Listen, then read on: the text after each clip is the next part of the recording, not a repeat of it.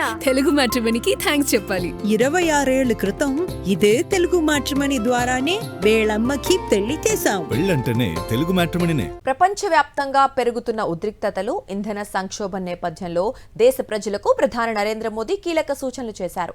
Petrol, diesel వినియోగాన్ని తగ్గించుకోవాలని, విదేశీ ప్రయాణాలు, దుబారా ఖర్చులను నియంత్రించాలని పిలుపునిచ్చారు. స్వదేశీ ఉత్పత్తులను ప్రోత్సహించాలని, వర్క్ ఫ్రం హోం, ఆన్లైన్ మీటింగ్లను మళ్లీ అమలు చేయాలని సూచించారు. తెలంగాణ పర్యటనలో భాగంగా సికింద్రాబాద్లో జరిగిన సభలో ప్రధాని చేసిన ఈ వ్యాఖ్యలు ఇప్పుడు దేశవ్యాప్తంగా చర్చనీయాంశంగా మారాయి.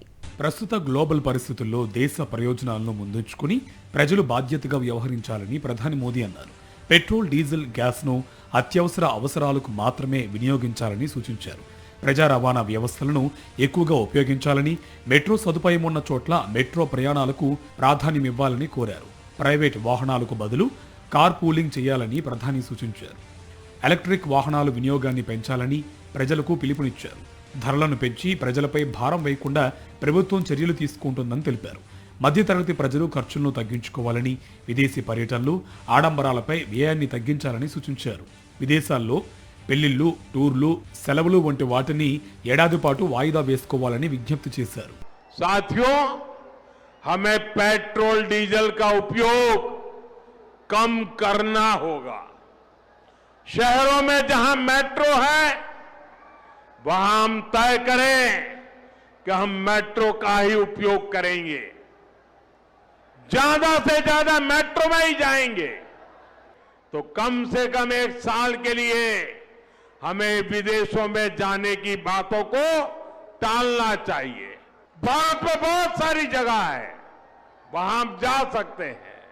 బంగారం ధరలు భారీగా పెరిగాయని పేర్కొన్న ప్రధాని ఏడాది పాటు బంగారం కొనుగోలు చేయకుండా ఉండాలని ప్రజలను కోరారు.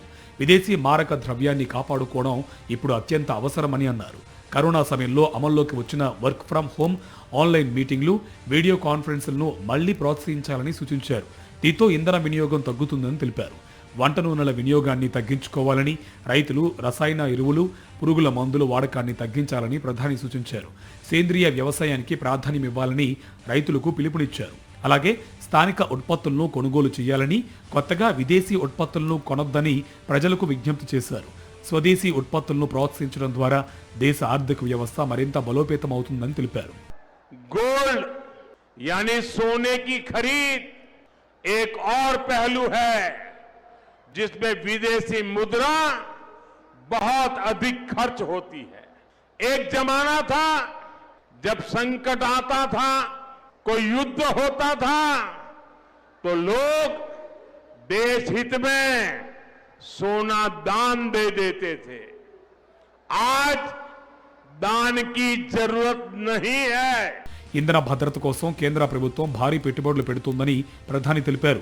Solar power, ethanol blending, CNG రవాణా, గ్యాస్ పైప్లైన్ వ్యవస్థల విస్తరణపై దృష్టి పెట్టినట్టు చెప్పారు.